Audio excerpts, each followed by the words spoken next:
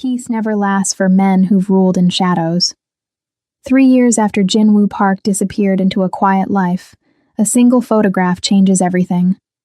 His daughter's face, posted innocently online by her school, reaches the wrong eyes. And when a black car appears outside their home at midnight, Jinwoo realizes the truth. You can leave the Empire, but the Empire never leaves you. Now, with his family's safety hanging by a thread and old enemies closing in, the man who traded power for love must decide. Can a reformed crime lord protect his children without becoming the monster he left behind? This is episode 2. When the past refuses to stay buried, and a father's love becomes the most dangerous weapon of all. 3 years of peace ended with a school picture. James Park, the name still felt foreign on his tongue, stood in his classroom after hours, grading papers under fluorescent lights. His phone buzzed. A text from Amara. "Did you see Arya's class photo online? She looks so beautiful." He smiled, opening the school's website. There she was, his daughter, front row, grinning with missing teeth and wild confidence.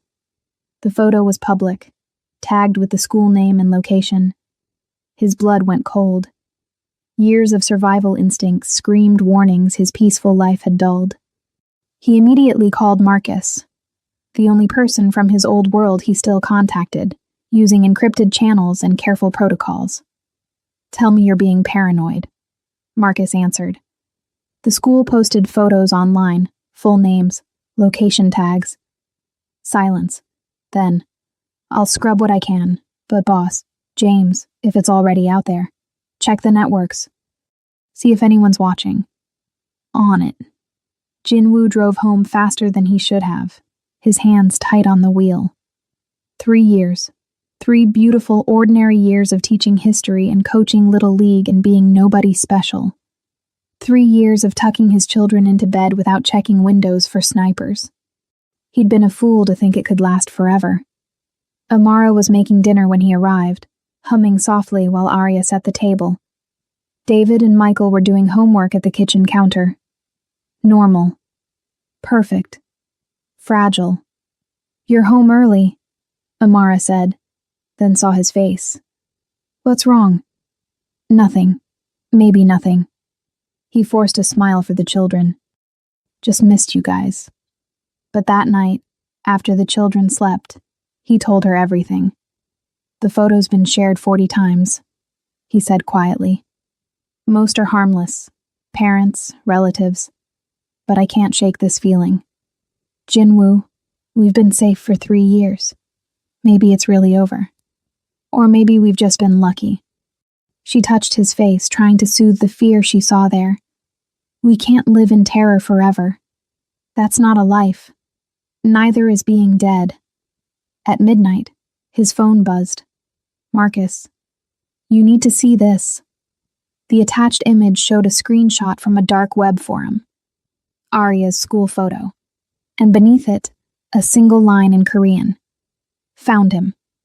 Jinwoo's hands shook. "How long do we have?" "Unknown. Could be days, could be hours, could be nothing. Just talk." "We both know it's not nothing."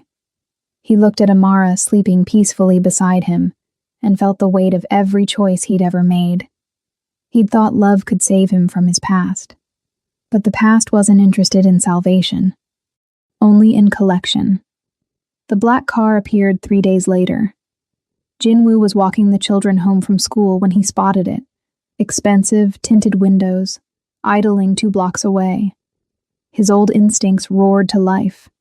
He kept his pace casual, but his mind raced through scenarios, exits, defensive positions.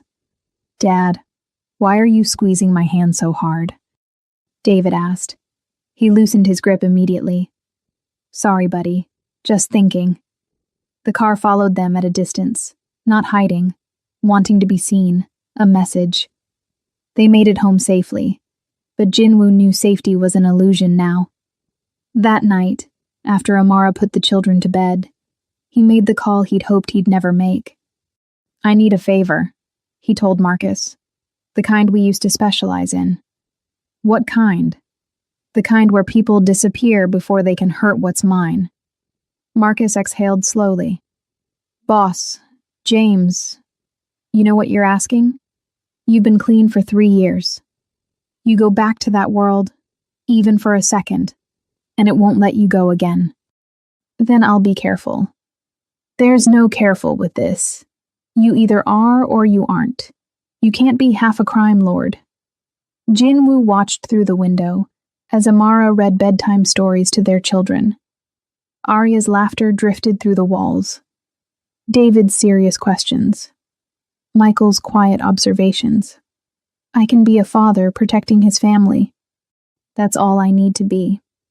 And if protecting them means becoming what you were, then I become it, temporarily. Nothing's temporary in our world, you know that. But Jinwoo had already decided. The car returned the next morning, and the morning after that. Always watching, always waiting. On the 4th day, Jinwoo didn't drop the children at school. Instead, he called in sick, kept them home, and told Amara the truth she'd been dreading. We need to run again. Her face crumpled. No. Jinwoo, we built a life here. The children have friends, school, stability. They'll have a grave if we stay. You don't know that. I know enough. He showed her the photos Marcus had sent, surveillance shots of their house, the children's school, even Amara's hospital where she worked as a nurse. They're not just watching, they're studying, planning. Who? Chen's still in prison. Chen has sons, and they have long memories. He pulled her close. I'm sorry. I thought we'd escaped. I thought, don't apologize for trying to give us normal. She pulled back, steel in her eyes. But if we run smart. No half measures. No looking back. That night, they packed in silence. 3 suitcases. Essential documents. Cash Jinwoo had kept hidden for emergencies. The children sensed something wrong but didn't ask questions. They'd learned early that sometimes parents had worried faces, and you just had to trust them. At 2 a.m., Jinwoo loaded the car. Marcus had arranged a safe house 6 states away. New identities were already waiting. They could disappear again, start over, keep running forever. But as Jinwoo carried sleeping Arya to the car, he realized something. He was tired of running, tired of looking over his shoulder, tired of teaching his children to be afraid, tired of letting his past dictate his future. He settled Arya in her car seat and made a decision that would change everything. Change of plans, he told Amara. What? We're not running, not anymore. Amara stared at him like he'd lost his mind. What do you mean we're not running? I mean, I'm ending this, tonight. Jinwoo, you can't just... These are dangerous people. You left that world. You're a teacher now, not a... I'm a father, and fathers protect their children. He cupped her face gently. Take the kids to Marcus's safe house. I'll handle this and meet you there. Handle this how? He didn't answer. Didn't need to. She saw it in his eyes. The crime lord she'd fallen in love with. The dangerous man he'd buried beneath 3 years of normal life. No. Her voice shook. You promised me you were done with that life. I am done. This is just cleanup. Cleanup that might get you killed. Or cleanup that keeps you alive. He kissed her forehead. I won't become what I was, but I'll use what I know. There's a difference. She wanted to argue. He saw it in her face. But she also knew him well enough to know when his mind was made. Promise me you'll come back. I promise. Promise me you won't lose yourself doing whatever you're about to do. That promise was harder. I'll try. By 3 a.m., Amara and the children were on the road to safety. Jinwoo stood in their empty house, phone in hand, and made a call to a number he'd memorized but never dialed. This is Chen's son. A voice answered in Korean. I was wondering when you'd call. You've been following my family. We've been reminding you that debts don't expire. Your testimony put my father away. Now you pay the price. Name it. Laughter, cold, cruel. Your empire. We want what you built. The contacts, the roots, the connections, everything you handed to the FBI, we want it back. And you're going to help us rebuild. And if I refuse? Your daughter has a beautiful smile. Would be a shame if she lost it. Jinwoo's hand tightened on the phone. This was the moment. The choice between who he'd been and who he'd become. Between violence and surrender. Between protecting his family and protecting his soul. Where do we meet? He asked quietly. The old warehouse, Pier 17. You remember it. He did. He'd killed 3 men there once. Another lifetime ago. 1 hour. Come alone. Jinwoo hung up and stared at his reflection in the darkened window. The teacher was gone. The husband, the father, the man who'd chosen peace. All gone. In their place stood someone older, colder, infinitely more dangerous. He opened a hidden panel in the basement and retrieved things he'd hoped never to touch again. A gun, clean and loaded. A knife, perfectly balanced. And a phone with one contact. Marcus. I need you at Pier 17, full team. Non-lethal if possible. And if not possible, then we do what we have to do. The warehouse at Pier 17 stood like a monument to Jinwoo's past. Rusted metal, broken windows, the smell of salt and decay. He'd owned this place once, used it for meetings that ended in blood more often than handshakes. Now it was abandoned, forgotten, the perfect place for ghosts to meet. Jinwoo arrived at 4 a.m., the city still sleeping, unaware of the violence brewing in its shadows. He parked 2 blocks away and approached on foot, every sense heightened, every instinct screaming. This was the world he knew, the dance of predator and prey, the careful calculation of threat and response. Marcus and his team were already in position. 5 men Jinwoo trusted with his life, hidden in the darkness, watching. They communicated through earpieces, voices crackling softly. 3 vehicles, Marcus reported. 12 hostiles, maybe more inside. Boss, this is a setup. They're not here to negotiate. I know. Then why are we here? Because they threatened my daughter, and I need them to understand what that means. Jinwoo walked through the warehouse's main entrance, hands visible, weapon concealed. The space opened into a vast emptiness. Concrete floors stained with history, metal beams casting shadows in the dim light filtering through broken skylights. Chen's son waited in the center, surrounded by armed men. He was younger than Jinwoo expected, maybe 28, handsome, wearing his father's arrogance like an inherited suit. This was Minjun Chen, the eldest son, the one who'd sworn vengeance when his father was arrested. Jinwoo Park, Minjun said, his English perfect but accented. Or should I call you James? The high school teacher? He laughed, and his men joined in. My father told me stories about you. The Korean ghost, they called you. The man who could end wars with a whisper. And now look at you. Hiding in suburbia, grading papers, pretending to be normal. Jinwoo stopped 10 feet away, hands still visible. I didn't come here to reminisce. No, you came because I found your weakness. Your wife. Your children. Minjun pulled out his phone, showing photos. Arya at school, David at baseball practice, Michael at the library, Amara shopping for groceries. Beautiful family. Would be tragic if something happened to them. It would be.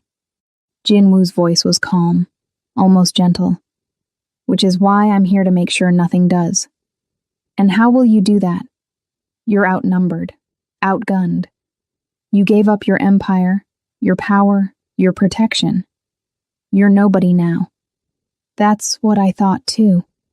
Jinwoo smiled, but it didn't reach his eyes. Turns out I was wrong. Something in his tone made Minjun hesitate. What are you talking about? I'm talking about the difference between power and strength. You think power comes from guns and men and territory. That's what your father thought too. That's why he's in prison. My father is in prison because you betrayed him. Your father is in prison because he mistook fear for respect, because he thought an empire built on violence could last forever. Jinwoo took a step forward. I made the same mistake, but I learned something in the last 3 years. Real power, the kind that actually matters, comes from having something worth protecting. And right now, you're threatening the only thing I care about. Minjun gestured, and his men raised their weapons. 12 guns pointed at Jinwoo's chest. Big words for a man about to die. See, that's where you made your mistake. Jinwoo's voice dropped to the dangerous whisper his enemies used to fear. You assumed I came here alone. The lights went out. In the darkness, chaos erupted. Marcus and his team moved like shadows, trained, efficient, brutal when necessary. Non-lethal takedowns, just as Jinwoo had ordered. Rubber bullets and stun weapons. The goal wasn't murder. It was message. Jinwoo moved through the confusion with muscle memory older than his peaceful life. He reached Minjun before the young man could react, disarming him with practiced ease, pressing him against a concrete pillar. Listen carefully, Jinwoo said, his forearm across Minjun's throat. I left my old life because I wanted to be better.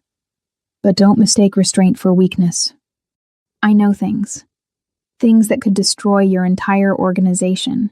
Routes, contacts, dirty cops, politicians on your payroll. I documented everything before I disappeared. And if anything happens to my family, anything at all of it goes to the FBI, Interpol, every law enforcement agency that wants you dead. Minjun struggled, but Jinwoo pressed harder. You're bluffing. Am I? Your shipment coming through Vancouver next week? The one hidden in furniture containers? I know about it. Your deal with the Russians in Brighton Beach? I know about that too. Your father's money laundered through that art gallery in Soho? I can prove it. Fear flickered in Minjun's eyes. How? Because I built half those systems. I know every weakness, every vulnerability, every secret your organization tried to hide. Jinwoo leaned closer.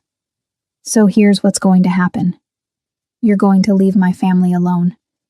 You're going to forget I exist. And in exchange, I'll forget what I know. We walk away. Both of us. Clean. And if I refuse, then I don't just destroy your organization.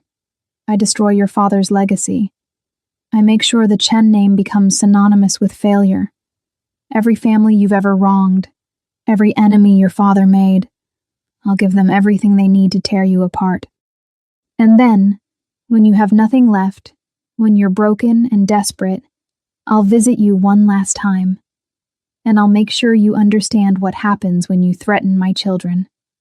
The lights came back on. Minjun's men were on the ground, disarmed, zip-tied. Marcus stood with his team, weapons ready but not aimed, controlled, professional. Jinwoo released Minjun and stepped back. This is mercy. This is me choosing not to be what I was. But mercy has limits. Test them, and you'll find out what I'm still capable of. Minjun rubbed his throat, pride and rage warring across his face.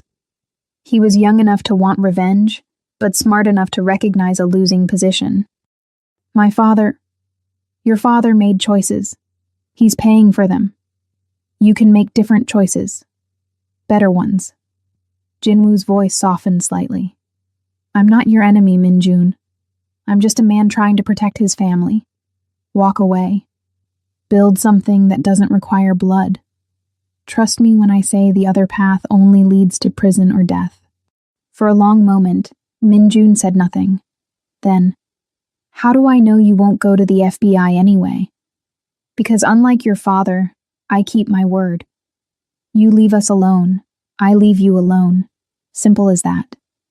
Minjun looked at his defeated men, at Marcus's team, at Jinwoo standing calm and untouchable in the middle of it all. The young man was calculating, processing, trying to find an angle. I need proof, Minjun said finally. Proof that you have what you say you have. Jinwoo pulled out his phone and showed him a single document. Shipping manifests, dates, locations, names. Enough to confirm he wasn't bluffing, not enough to be useful without the rest. Satisfied? Minjun's jaw clenched. If I agree, if I walk away, what's to stop you from using this information anyway? The same thing that stopped me for 3 years. I don't want to be in this world anymore. I just want to be left alone. Jinwoo met his eyes. But I will burn everything to the ground before I let anyone hurt my family. Believe that if you believe nothing else. The standoff stretched, taut as wire. Then Minjun nodded once, sharp, bitter, but final. Fine. We walk away. But if you ever, I won't, as long as you don't. Minjun gestured to his men. Let them up. Marcus hesitated, looking to Jinwoo for confirmation. Jinwoo nodded.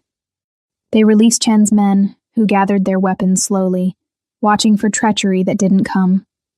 As they filed out, Minjun paused at the door. You really gave it all up? The power, the money, everything? Everything. For what? A normal life? Teaching kids history? For a real life, there's a difference. Minjun shook his head, unable to comprehend. My father always said you were the smartest of us. I thought he was wrong. Maybe he wasn't. Then he was gone, and Jinwoo stood in the empty warehouse, adrenaline finally fading, hands starting to shake. Marcus approached carefully. You okay, boss? Don't call me that anymore. Old habits. Marcus smiled slightly. That was either the bravest or stupidest thing I've ever seen you do.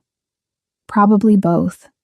Jinwoo holstered his weapon, still unfired, thank God. Did we get clean footage? Everything. Audio, video, the whole confrontation. Insurance, just like you wanted. Good. If he goes back on his word, we have proof we showed restraint.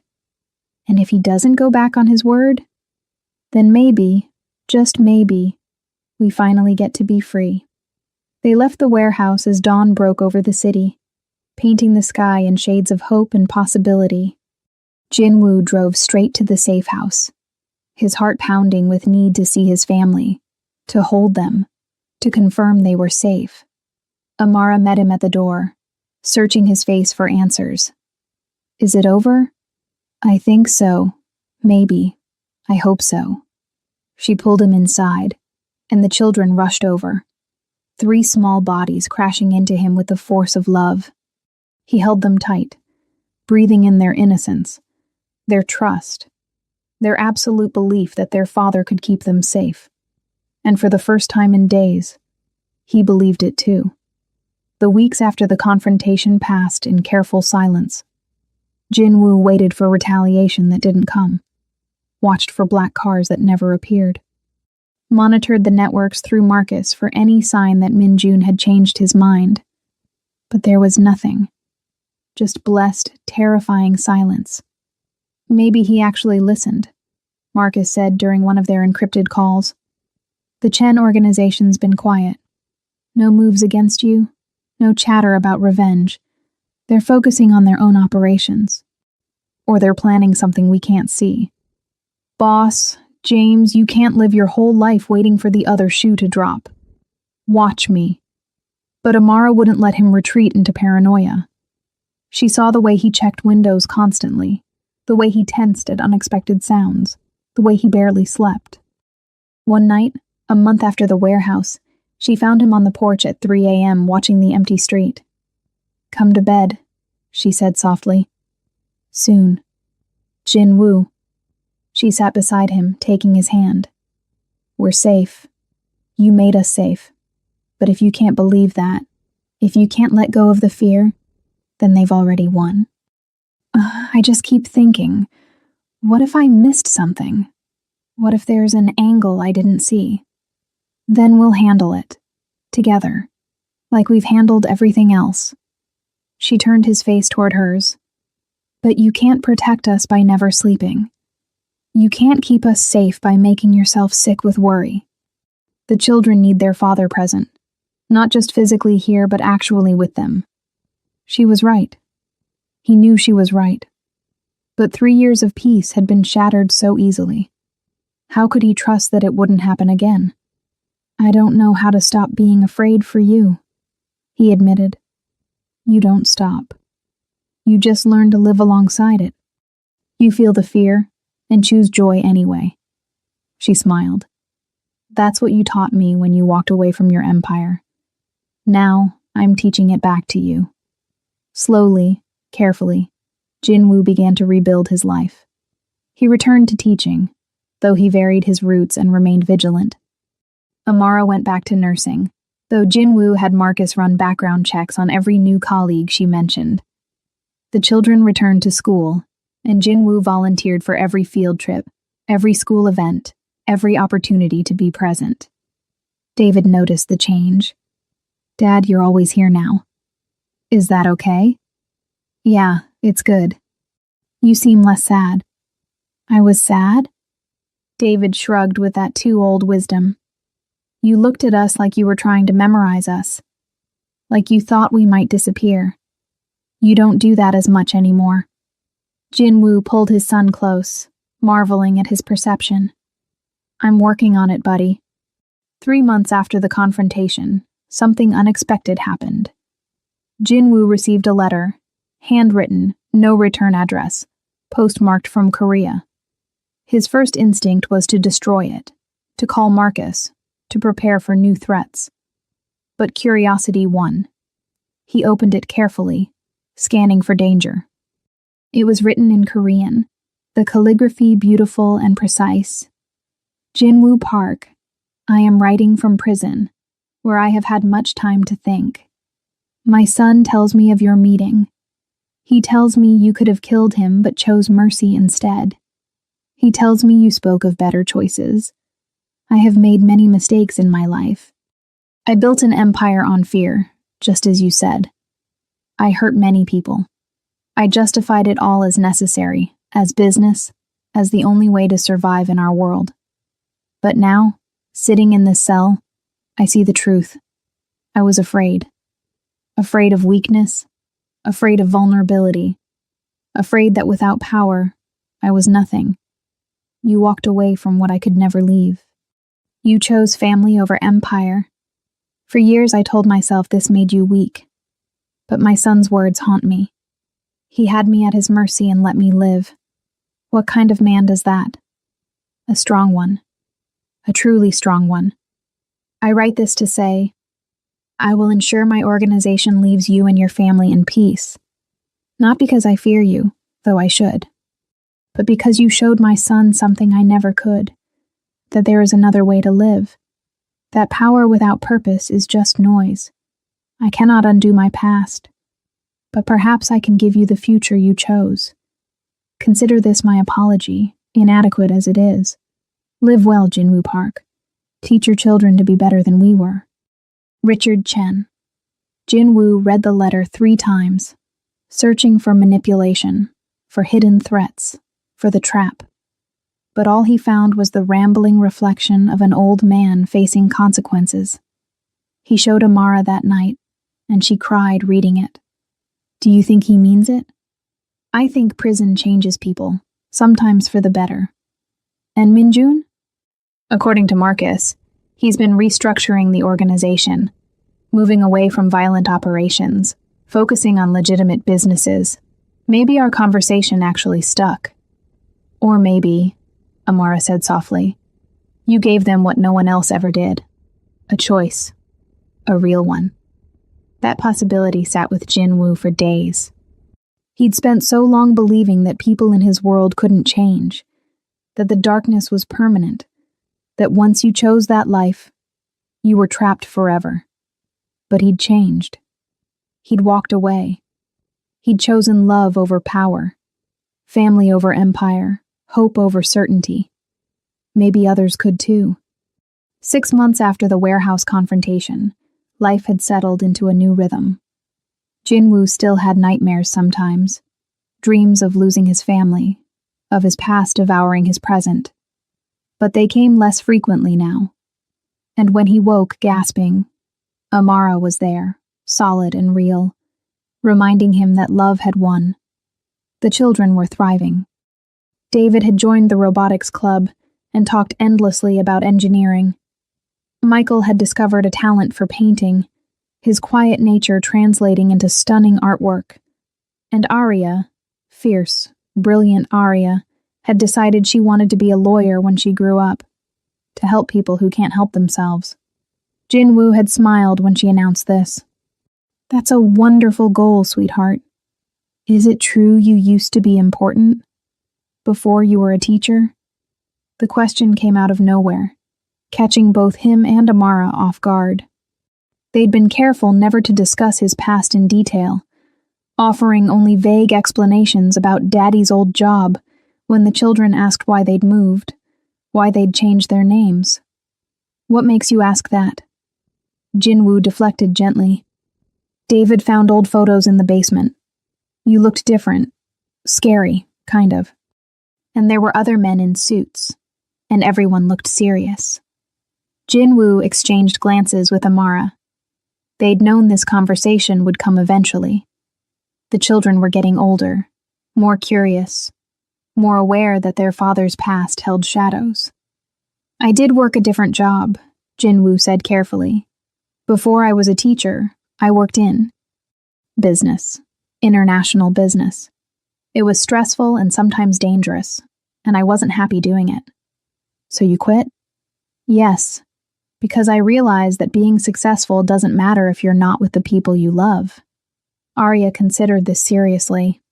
Was it hard to quit? Very hard. Probably the hardest thing I've ever done. But you did it anyway. Because you wanted to be with us more than you wanted to be important. Exactly. She hugged him suddenly, fiercely. I'm glad you chose us. Me too, baby. Every single day. That conversation stayed with Jinwoo. His children would eventually learn the full truth. Maybe not all the details, but the shape of it. They'd have to decide for themselves what kind of man their father was, whether his past disqualified him from his present.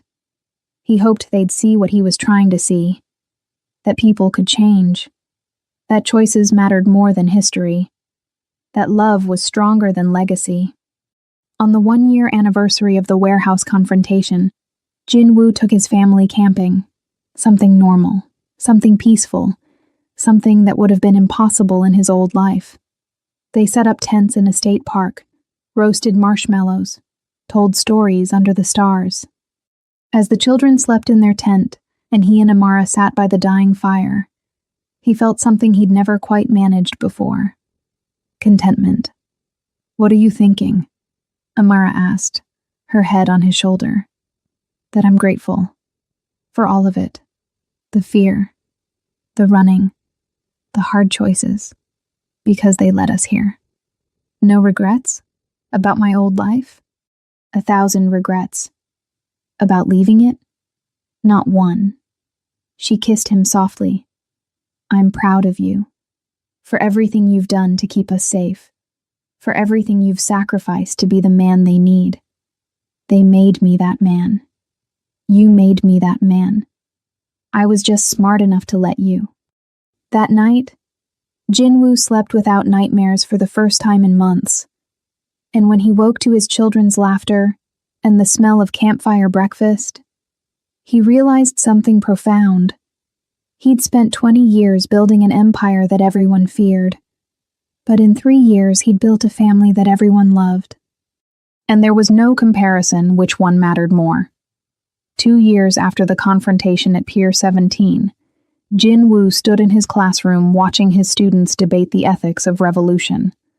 They were passionate, idealistic, convinced they could change the world if given the chance. He used to think like that, too. Used to believe that power was the answer to every problem.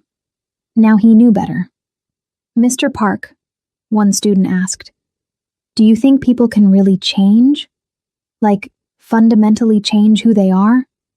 The class waited for his answer. Jin-woo thought about the crime lord he'd been, the teacher he'd become, the father he was still learning to be. "I think people can choose to change," he said carefully. "But it's not easy. It requires sacrifice, courage, and usually a reason bigger than yourself.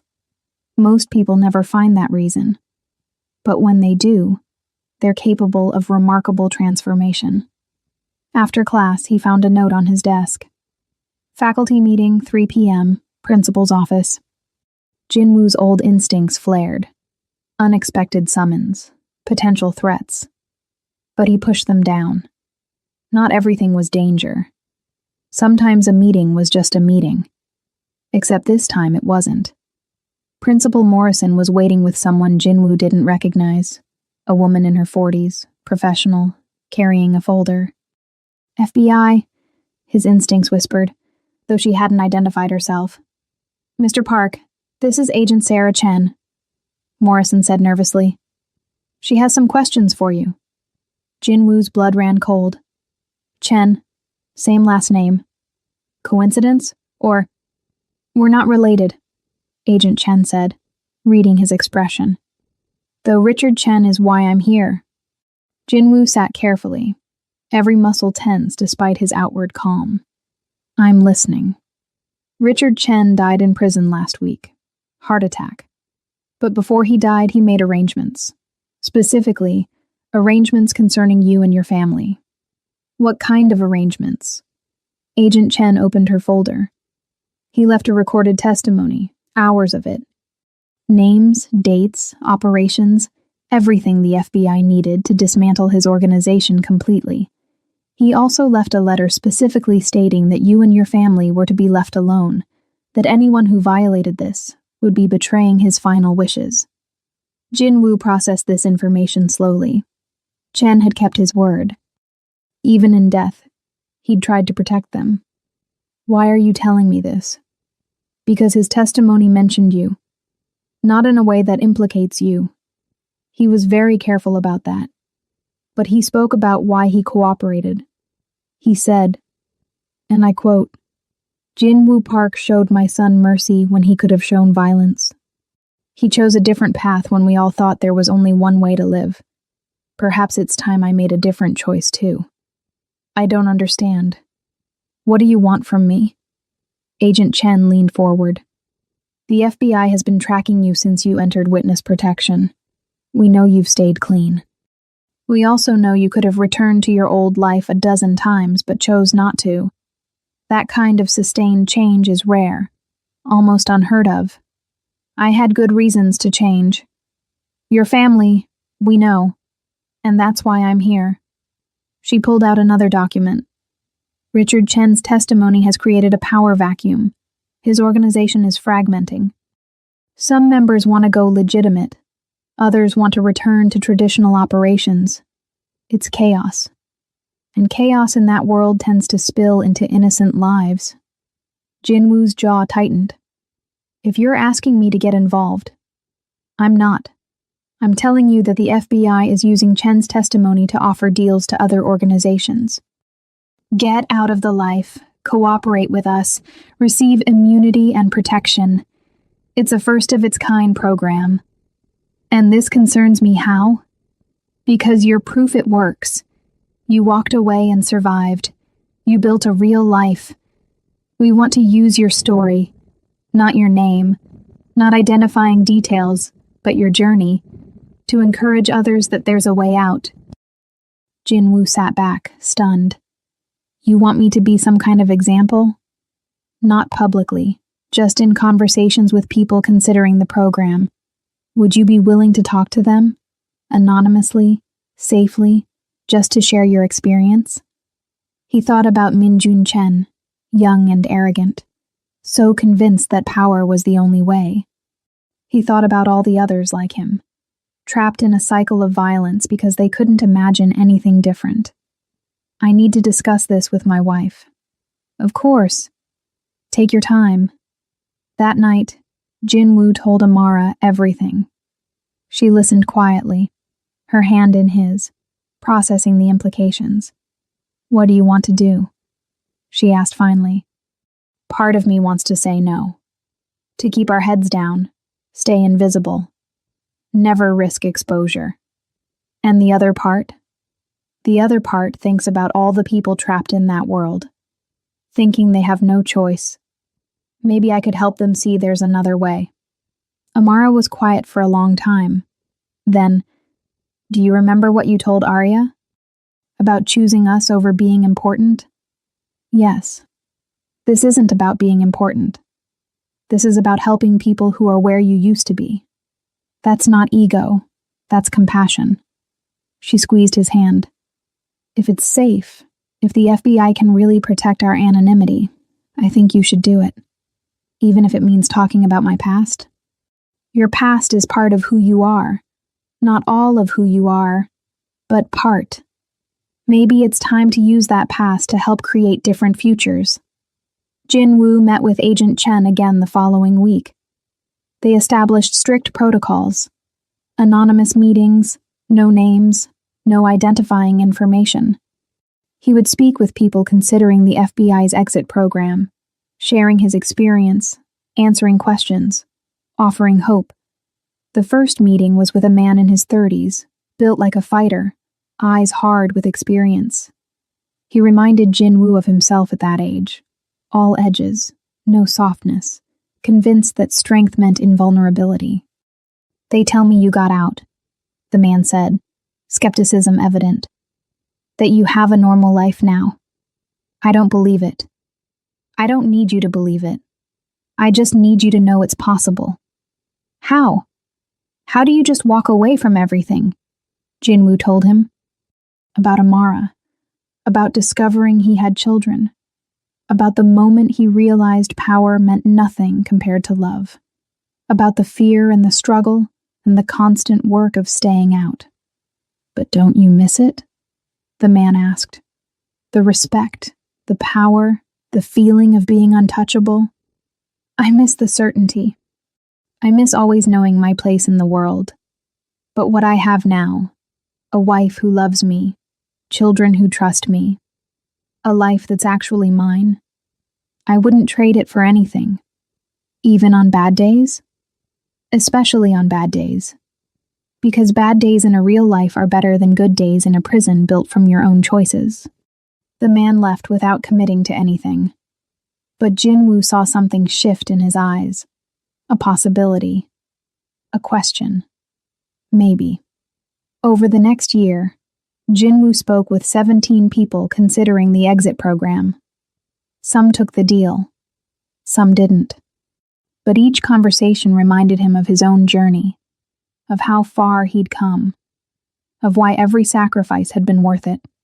His children grew older, more curious about their father's past.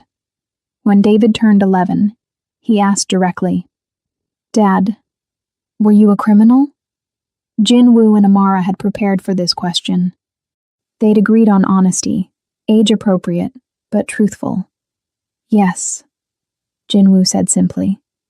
Before you were born, I made very bad choices. I hurt people. I broke the law. I built a life on fear and violence. David absorbed this seriously. And then what? And then I learned that your mother was pregnant, that I was going to be a father.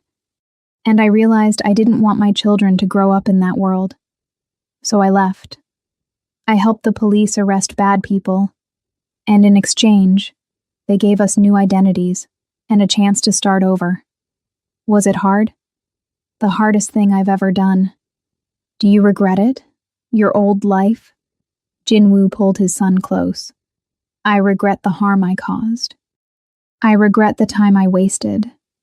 But I don't regret where it led me, because it led me to you, to your brother and sister, to this life, and that makes every hard moment worth it. David hugged him tightly. I'm glad you chose us. Me too, son. Every single day. That conversation was harder than facing Chen's organization. But it was also more important. Because his children needed to know the truth, that their father wasn't perfect, that he'd made terrible mistakes, but that he'd chosen to change. On the 5th anniversary of leaving his old life, Jinwoo took his family back to the park where he'd first spent time with them as their father. The children were older now, 10 years old, tall and confident, and so beautifully themselves. This is where it really started, he told Amara, as they watched the triplets play, where I decided I wanted to be their father, more than I wanted to be powerful. You are powerful, Amara said, just differently now. What do you mean? You changed yourself. You changed our lives. You're helping other people change theirs. That's real power, the kind that actually makes the world better. He kissed her softly, gratefully. How did I ever get lucky enough to find you? You didn't find me. I found you. And I saw past the crime lord to the man underneath who wanted to be good. She smiled. I just gave you permission to be that man. That night, after the children were asleep, Jinwoo stood in their backyard under the stars. He thought about the empire he'd built and destroyed, about the people he'd hurt and the ones he'd saved, about the journey from darkness into light. His phone buzzed. A text from Agent Chen. Another candidate wants to talk. Says he heard about you from someone you met last year. He's ready to try. Thank you for this. Jinwoo smiled. This was his empire now. Not built on fear, but on hope. Not ruled through violence, but through example. Not measured in power, but in lives changed for the better. He'd been a crime lord once, feared and respected and completely empty inside. Now he was a father, a husband, a teacher, a man who'd chosen redemption over revenge, love over legacy, family over everything. And somewhere in the distance between who he'd been and who he'd become, he'd discovered the truth his old life had hidden. Real power wasn't about controlling others. It was about controlling yourself, about choosing goodness when darkness would be easier, about building something that mattered more than monuments to ego. He'd built an empire once, and it had meant nothing. Now he'd built a life, and it meant everything. Jinwoo went inside, locked the door, and climbed into bed beside the woman who'd saved him from himself. His children slept safely down the hall. His future stretched ahead, uncertain but filled with possibility. And for the first time in his entire life, Jinwoo Park, teacher, father, reformed criminal, was exactly where he was meant to be. Home. The end.